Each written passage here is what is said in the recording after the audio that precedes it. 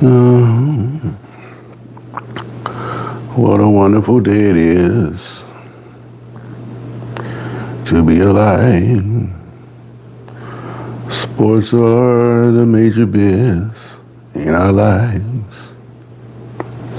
It's all about sports to keep you sane.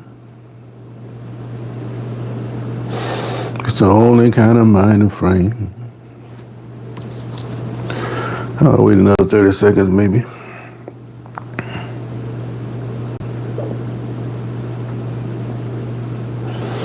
Let's see that. A nice sunny day. I guess I get on out there, clean up just a little bit. Mm-hmm. Usually take about 2 minutes. Somebody to pop in. All right.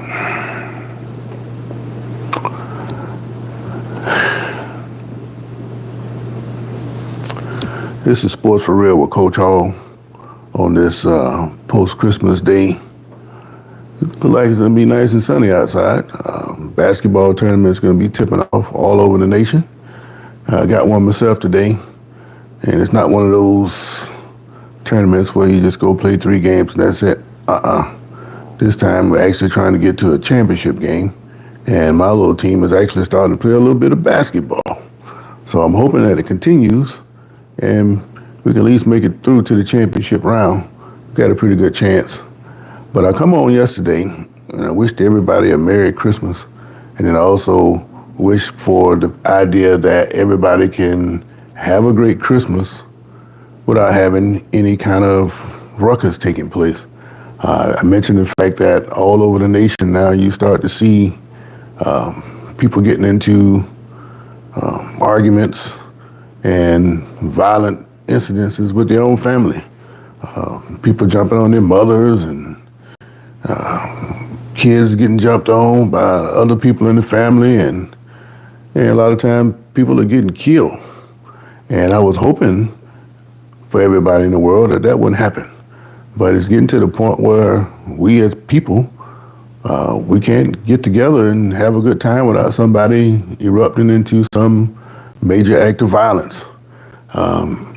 Such is the case last night, and I just happened to be rolling through my hometown, and one of the people that I'm around happens to be a city policeman. Well, he gets the call on the off day that he has to go and try to investigate a murder. Now, let me give you a little backdrop about my town. It's one of those old small towns, 10,000 people maybe, and everybody pretty much know everybody. If I don't know you, I know your family, and somebody in your family real close. It's not really small, but it is independent, bro. I don't know what that means. But it's a small town, but not so small where you only got 1 or 2 stoplights, kind of like what my relatives have up in South Carolina. But we had a shooting there last night where 3 people were hit, and 2 of them got killed. 1 died on the scene, and 1, I found out, has died in the hospital. I don't know who the people are just yet, but I made a few, I don't know how my son is. I don't know what you're talking about. I made a few phone calls, and I found out I had a couple of relatives up there, and they turned out to be okay. But when you think about how we grew up, I've rode through that same plaza a million times as a kid, crossed over that same little stretch of highway right there. But back in those days, nobody was shooting at each other. It means your health. Yes, I have good health, man. I appreciate it, man. And same thing to you. May you have good health. Back in those days, if there was discord with somebody, you got into a nice big fight and big crowd gathered, see a couple hits pass, and that was the end of it. It wasn't no coming back, anything like that. Now it's completely different. These kids nowadays, they want to go pull a gun, or if we get into a fist fight and you want to come back and start shooting or stabbing or something like that. Completely different. And I can't help but think that the way my town has changed over the last 20, 25 years is a direct correlation to sports. That was a really big sports town when I was coming up. The school has won several, won football state championships. Basketball has come on in the last 20 years. In the history of the school, we have baseball championships. We've got about 15 or 20 weightlifting state championships. So sports has always been a big part of the activity in my hometown. But it's probably the reason why I'm so heavy into sports now because, I didn't really start knowing what was going on in the world until I was about 9 years old. And at that time, the school, it just consolidated from two smaller schools into one, and it instantly became a state power in football. So they would go deep into the playoffs and win championships, and guys would get scholarships. Hey, man, if that happened to them, that can happen to me too. That's something that, the younger kids strive for. But as that started to decline and things started to revert to small town ways, and I don't want to get into that, but people have gotten to the point now that they don't trust the administration at the high school, and you have the opportunity now to take your kid and send them to wherever you want them to go. Things have declined at high school. And to add further insult to that, they've taken a school that, for instance, when I was in high school, my senior class, when we first got out there as freshmen, it was 600 of us. Now they've reduced it to a 7 to 12 high school. So you got seventh graders out there with seniors. And I'm hearing things about that too.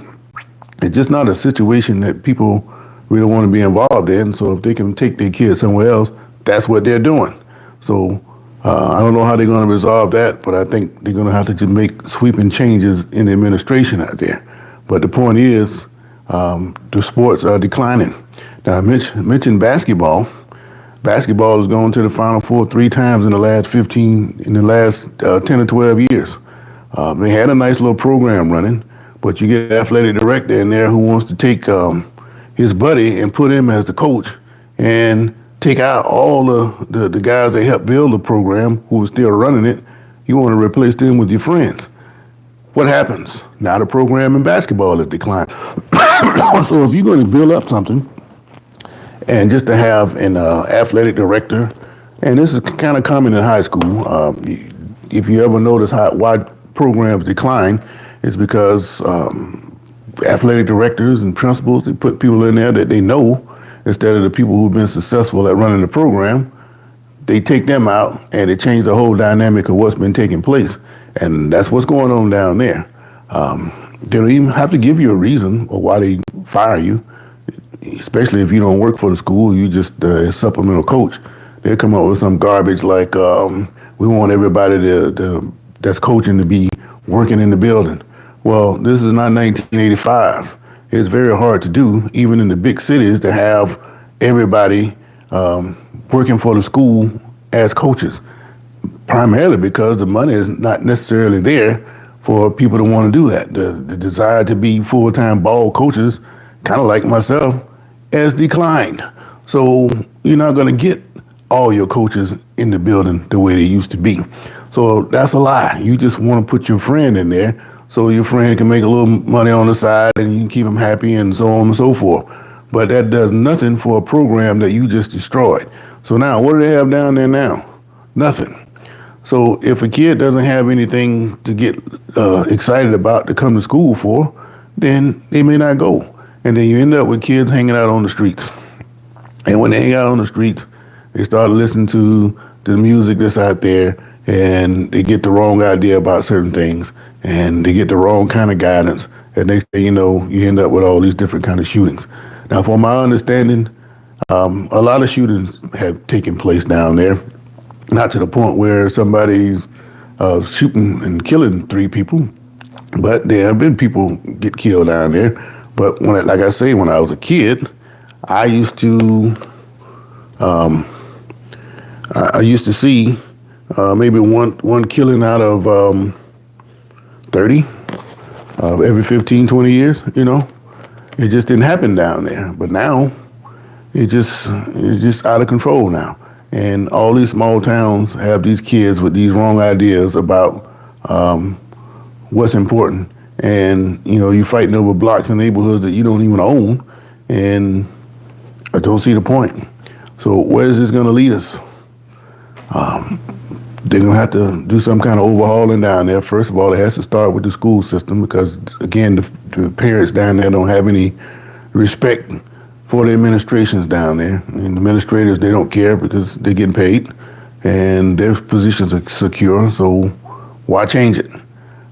Next thing, you're going to have parents step in and take charge and do a better job of raising the kids. But the big thing, they're going to have to redo the sports programs.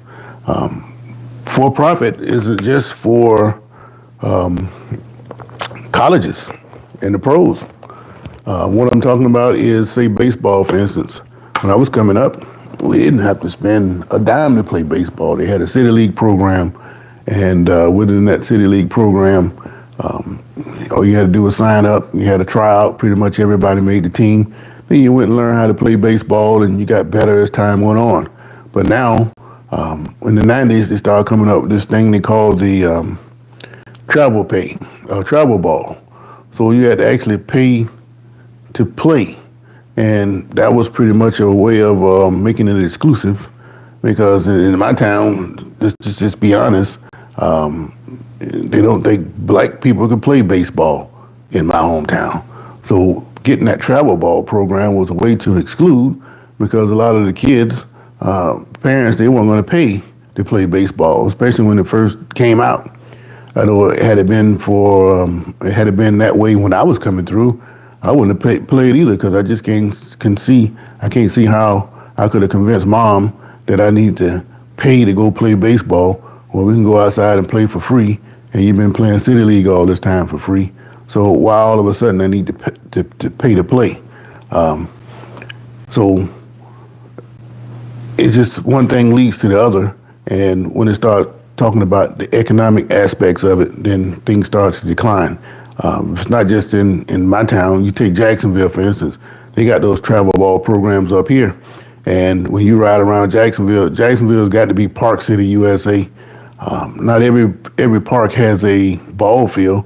They have different parks for different types of things. But they got well over 100 parks spread out through the city of Jacksonville. And over half, they have baseball fields. Some of them got 8 or 9 fields. And when you ride by during baseball season, there's nobody out there playing. Why do you have all these fields when nobody is playing? Well, what's going on is that the travel ball has affected that. The kids, they're not going to spend the money to play travel ball when these programs used to be free. And then the problem I have as a baseball coach, here you coming to me, you hadn't played baseball since you were 7 or 8 years old, and now you're talking about you want to try out for varsity baseball. Well, if you don't have enough players that play in the program, you only got 12 or 13 players, what are you going to do? I mean, if you're going to field a team, I got to field a team. It's like last year. I had a team with about 15 players, but out of that 15, 8 of them had no experience. So here I am trying to play varsity baseball with players that half of them aren't even fit to play Little League. So you can imagine how that went. Now, working with these kids and getting them out there and getting into a better routine, there's been improvement there. But the only thing now, you got to get somebody to get it across the plate. So if I get a pitcher who can get it across the plate, then we're going to be a better team.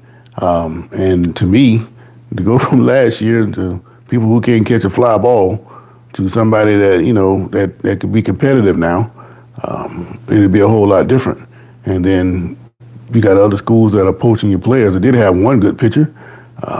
He decided at the last minute after the Thanksgiving break to go transfer somewhere else. So the ace I thought I had, he's gone. So now I got to go find a pitcher. But the thing about it is there's talent in the school. You just got to go dig them up. For whatever reason, they don't want to play. I had a Dominican kid come out. He's got all the tools. This kid can play anywhere you put him. Strong. He's got a bat on him. But he decides at the last minute he don't want to play. Well, I understand what that means. He don't want to play for me because I have him out there running and trying to get him in shape before the season. And I guess he didn't want to do that, so he's telling his buddies he don't want to play. But I got something for him. He show up when we have our tryouts after when we come back to school, and if he don't show up, I'm not gonna let him play. So he can do what he want to do. I don't care how great he is. If he don't follow the protocol, he won't be playing. But he could help us if he get his mind right. But the point is that you have kids that can do things, but if you don't get them out there and stay on their case, you're going to lose them.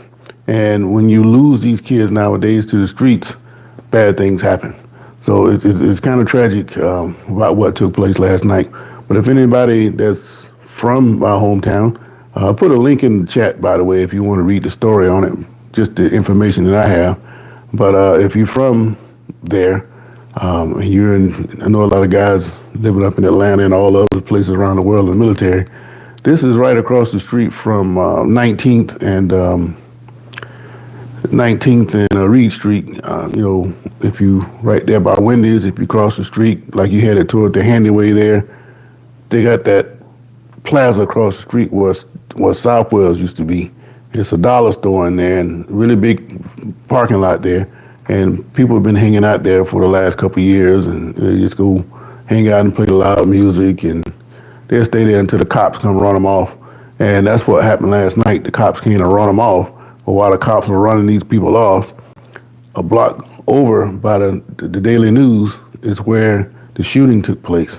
I'm hearing all kind of things.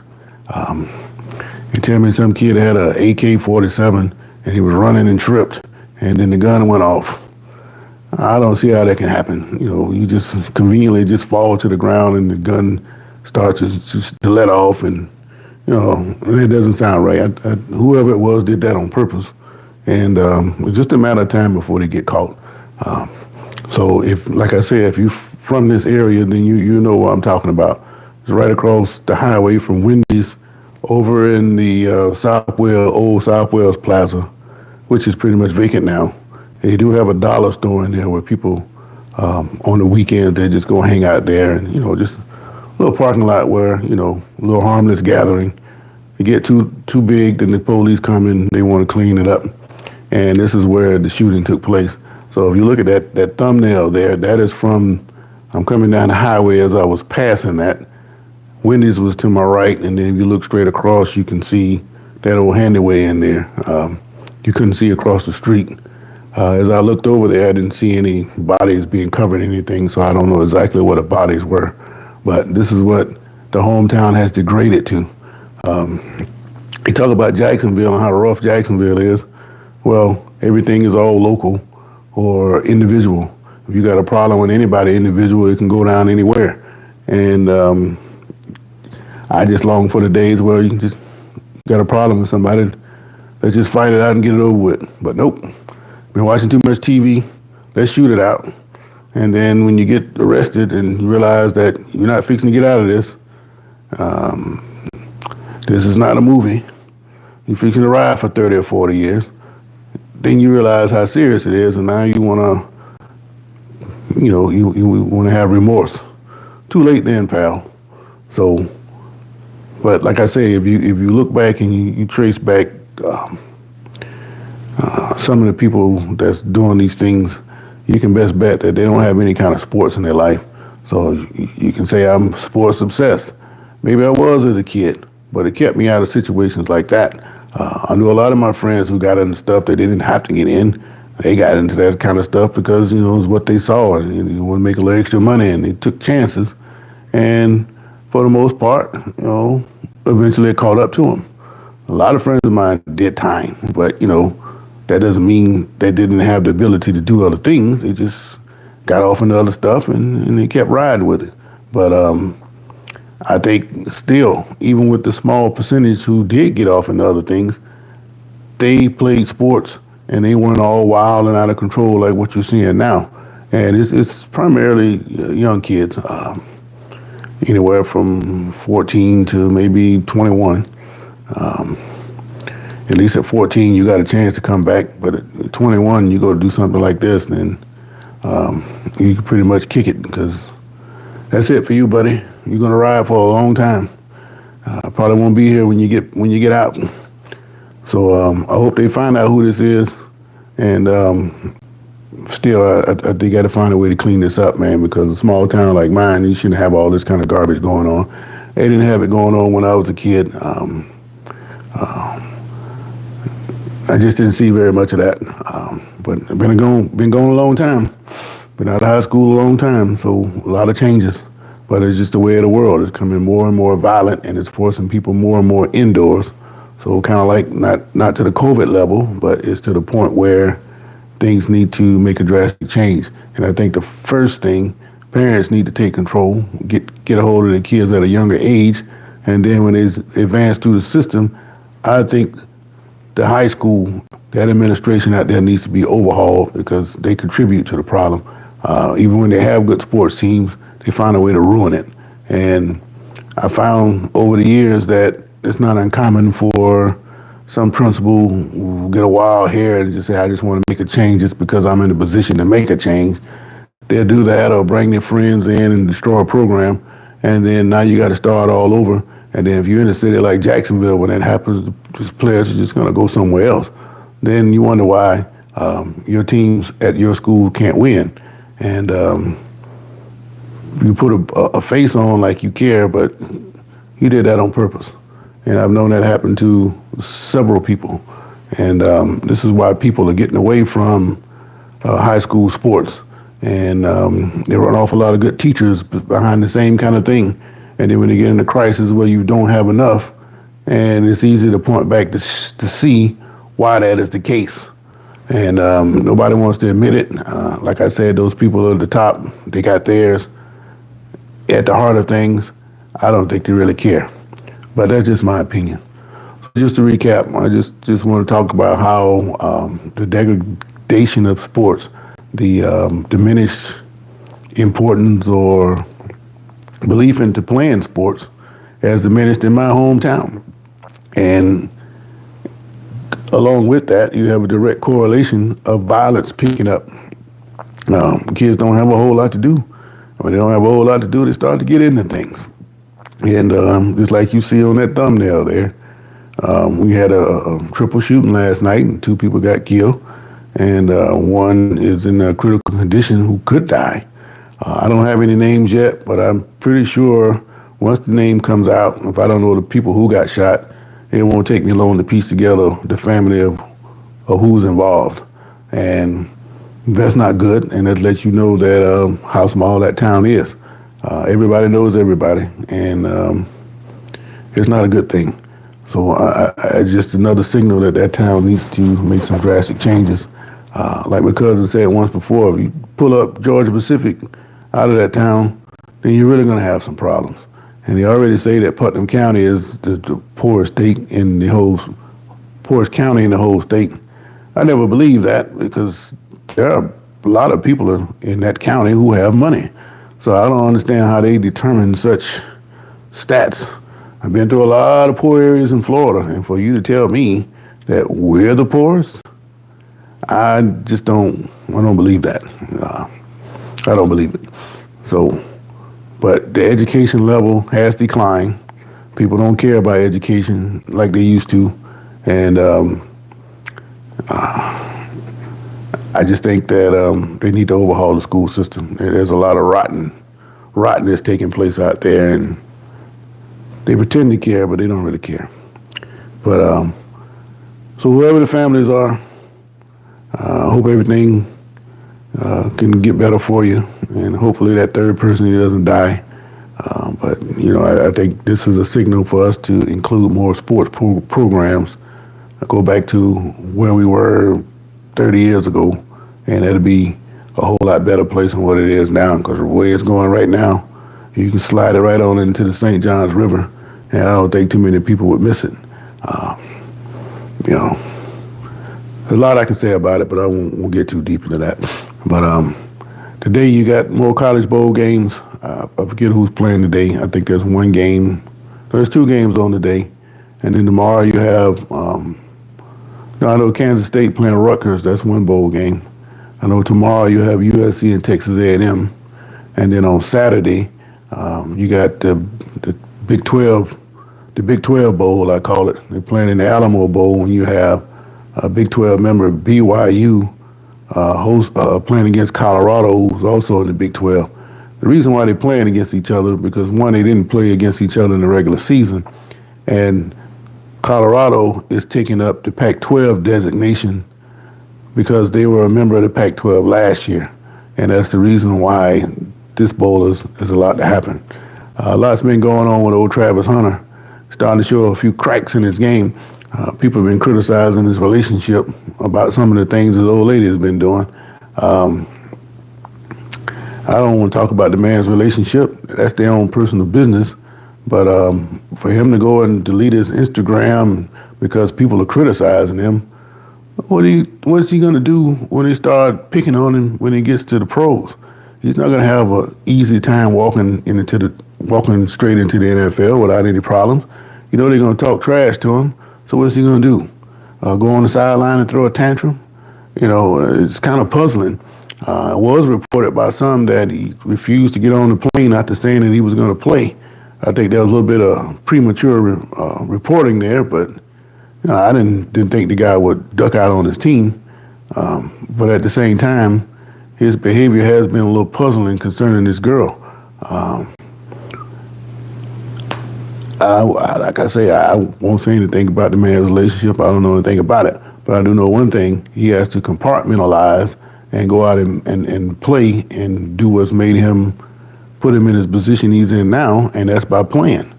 Nobody's talking about his girl, but at the same time, if you're going to put the information out there about your girl, then you got to take what come with that. You can't keep talking about it because you know people are going to criticize you over that. But if you're going to get all cracked up because somebody's talking about your girl, then that's a problem. Because you know somebody in the NFL is going to do the same thing. And it also goes back to what we're talking about with all this violent stuff. A lot of dudes, they're pure suckers. You know, they like the girl, but the girl don't like them. And then, especially if you got a lot of resources, they'll play it all the way out until they see that those resources aren't going to be there anymore. And then what they'll do, they'll find a way to exit themselves away from the situation, or they go talk to somebody else. And then you go blow your stack and do something crazy because she want to be with somebody else. And while you've been giving away all your resources, she's been taking it and giving it to the guy she likes. But you can't see that because you think that because you like her and she seems to like you that you own her. Not the case at all. And a lot of guys go down behind that kind of stuff. So you got to go in with the idea that, hey, she can be gone at any time because they can leave at any time. So if she want to go, hey, man, let her go. Go get somebody else. But he seems to be in the mindset that somebody did something to her or said something about her. He wants to flip out. That's no good. So I don't know how much experience he's had with women up to this point. But if he don't hurry up and straighten that out, he's going to have a problem as he goes through to the higher level. Somebody's going to say something, to do something, and get to her and get to him through her. And he's going to blow his stack. And I don't want to see that because it's a good kid. Like I said before, it came out that he's taking some of his money and paying it back to the Colorado NIL fund so his teammates can get some money too. And I think that was great because the average kid, they wouldn't do that. Hunter just happened to be a great overall guy, but everybody has flaws, and it looked like his flaw has something to do with this woman. And I hope that doesn't lead to his downfall because the guy can play. Now, I'm interested to see how he plays against BYU because, you know, BYU started out the year, they were playing pretty good football. Then they started to degrade as the year went on, and they went from that clear number one in the Big 12 to not even making it to the championship game. So you took the two teams that made the championship game, forget Arizona State and Iowa State, and the two that didn't come up with a tiebreaker are going to play in the bowl game. So we'll see how that plays out. A lot of people are picking Colorado. They're like a 10-point favor. I don't think they're going to beat BYU by 10 points. It's going to be a more competitive game than you think. And I think it's also going to be the swan song for Deion Sanders. As much as he said that he's going to stay at Colorado, I still don't believe it. I think when his son's gone, he's gone. And I've been saying that for 3-4 years now, and now we're at that point. But one other interesting thing that Deion's saying, he's pretty much threatening the NFL that if a team doesn't draft Travis Hunter that allows him to play both sides of the ball, he's gonna convince him to come on back to college because he still has another year, and so does his son. So they both could actually come back and play for Colorado next year. Is that going to happen? No, because they both got themselves in position where they can get drafted high, and it wouldn't make sense to go running back to college. It just wouldn't make sense. And because of that, I think both those guys are gone. And this new quarterback they're getting out of Carrollton, Georgia, I've seen him play. He's pretty decent. He thinks he's just going to walk in and just start and think he's going to be guaranteed to start. That's not the way it works in college. He's going to have to go and earn it. And if he do get out there and play, he's going to have to play well to stay out there. What these high school kids don't realize, they promise you the stars and the moons, but they also promise another guy in your position, probably 2 or 3 other ones, the same thing. So while you think you're the top, they bring in somebody else. This is why you see these kids run into other programs when they can't win the starting job. Well, that was before the NIL money, when they did all that ripping and running away from competition. Now they're doing it primarily to get paid. You got some dudes signing $2-3 million deals to go play with other schools. They're being poached by the competitors. How else would you make sense of, say, a Florida Gator transferring to be Georgia Bulldogs? What life you ever saw that happening? But that's what's taking place now. Some guys are going across the street to play with their rivals.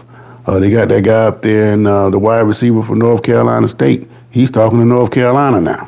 That triangle, Duke, North Carolina, and State, they're all in the same, within 25 miles of each other. So it's not unusual for these teams to swap teams like that now.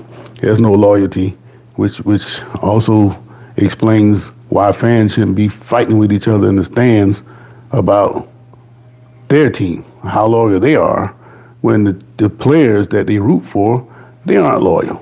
So another aspect of what's taking place in society, people arguing about these sports teams and arguing about minor stuff, and it erupts into gunfire.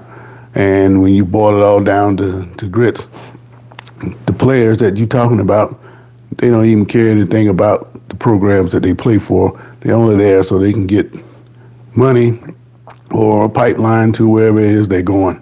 When they stop playing, then maybe they may care more about it. At least they pretend to. The alumni base is not going to be like it used to be. Guys, I played for the SEC for this team, and go LSU, go. No, now you're going to have guys at those same alumni gatherings. You're going to have an LSU shirt on. Underneath, he's got an Auburn. He might have a Florida cap on top of that. So this is the kind of loyalty that you have now from the players.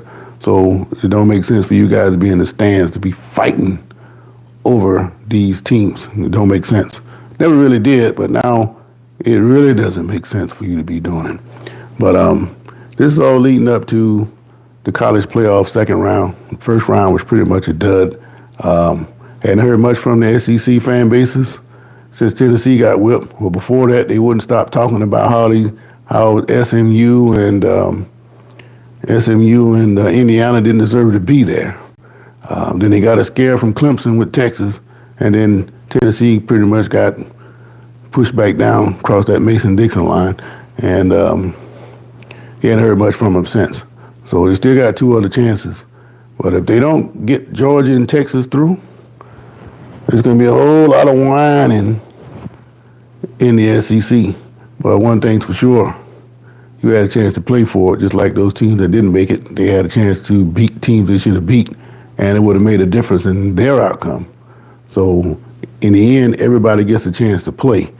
There's no more selecting what you think is the best team. You got to get out there on the field and play. And it's going to come down to, in the end, who is the healthiest.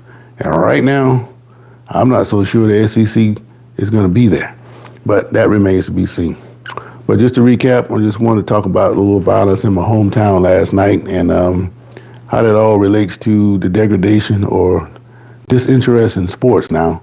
And when you look at this, the community as a whole, there's a whole lot of things that contribute to that. And at the head of that used to be the high school, where all the activities used to take place, and you had a chance to go and compete with, get your name out there and go from there.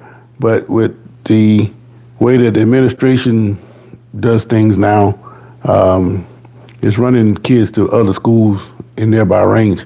The only reason why it's not a bigger drain is because we don't have the population surrounding us, say like what you have in South Florida. You can't just go here, there. You're going to have to go at least 20 miles out before you reach anywhere close. And if you're talking about another school the same size as my school, then you're looking at least 35 minutes before you can reach anywhere that size. Other than that, you're going to be dealing with a whole lot of small schools. And if you don't think that makes a difference, look at the difference in what happened last week with Miami Northwestern and Jacksonville Reigns. Reigns in Jacksonville, I think there are, 17 public schools in Jacksonville. You go to Miami, you got at least 30 in Miami alone, and then you got the metro area of West Palm Beach and Broward County right next to it. So you look at another 40 schools. So what is the hardship from a guy from West Palm Beach to drive 60 miles down to Miami to play for a guy like Bridgewater, and you got a loaded outfit down there? There's no way in the world a team from North Florida that doesn't have all those schools around them can compete with that. This is why you had that north-south split. They call it a metro and suburban.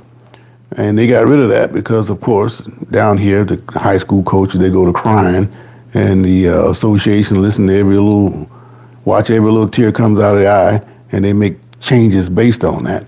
So you had a better competitive balance when you had the metro and suburban, but when you got rid of that, and now that you have players that can transfer anywhere, the competitive balance greatly shifts to South Florida.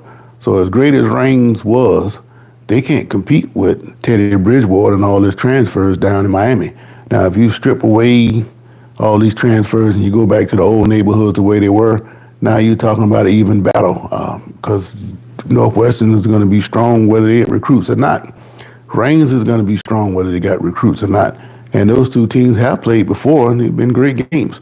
Nothing like 41-0, what we saw the other day. You think Reigns didn't deserve to be there, but they did. It's just when you got a tremendous advantage and you're already going to be good anyway, and then you add the influence of a professional quarterback, Reigns didn't have a chance. Now, that doesn't mean that Reigns couldn't put together a team, because they got Hall of Famers, recent Hall of Famers that came through Reigns.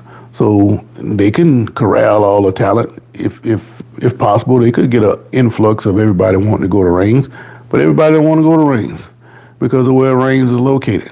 We'd rather go somewhere like Bowles out there in the private suburbs, and they're going to do well in their area, but even Bowles can't compete because they're going to compete on the 3A level, and they can't play with Northwestern. They're too slow. That's why they could never beat Miami, Washington. They're too slow. And Reigns, if they have nothing else, they're going to be able to run. But Northwestern, if they can't do anything else, they're going to be able to run. If you're not aware, they got a super dynasty with the girls' track program down there. I think in the last 25 years, they won at least 20 state championships. And if they didn't win the state championship, they're right there as a runner-up. Just look it up. I think her name was Coach Jackson. Was it Katrina Jackson or something like that? Yeah, but she's got a dynasty down there. She's got at least 20 state championships in the last 25 years, and there's no end in sight for that. And as long as people want to go run for the best, they're going to keep on winning state championships down there. And that's just the way it is, man. There's an unfair imbalance in sports in Florida.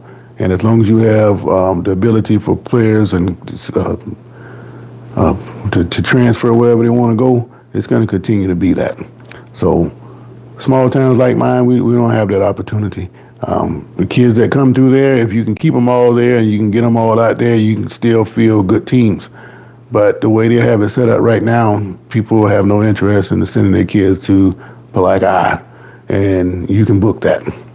So I don't want to talk all day. I'm going to go do a basketball game. We got a tournament that's tipping off for us at 2 o'clock.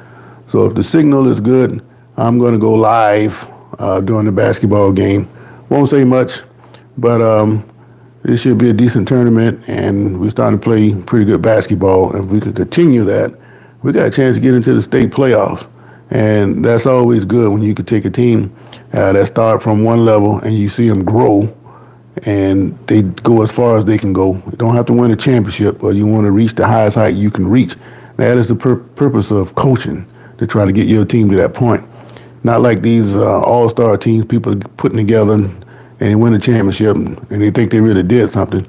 They hadn't done anything for those kids. All you did was collect a bunch of talent, and you got them to play well enough that they didn't kill each other, and they won a championship. But I just don't see the excitement of that. The greatest thrill is a team like ours, and we can somehow gel together and win a championship. That would be far more gratifying than some all-star team, especially when I can go get in my car and drive around our school zone and say, this kid lives here, that kid lives there, and so on and so forth. When you can't do that, you got to drive halfway around the state just to show where all your players play. And I still got a big problem with that, and you call it in high school sports. But that's just me. I'm old-fashioned. So, again, we're going to tip off at 2 o'clock, and I'm going to try to broadcast that for you. And I've been having pretty good luck lately, but last week I couldn't get any kind of signal. I don't know if the weather has anything to do with that. I know some of those tin roofs do. And hopefully I'll be able to get a good signal today. So until then, this is Sports for Real. Praying for my hometown to get back right, because we got a long way to go, and it don't look very promising for us. But like I said, I put the link in the chat if you want some kind of information on that. And for those of you that are from the crib and you listening to this, this took place right across the highway from Wendy's, that handy way into across the other street, across 19th, over into the old South Wales, that big parking lot over there. That's where everybody hangs out. So that's where all this took place. So hopefully they get it all straightened out. Hopefully things will improve. But until then, I catch you guys this afternoon at the basketball game. This is Sports for Real, Coach Hall. I'm out.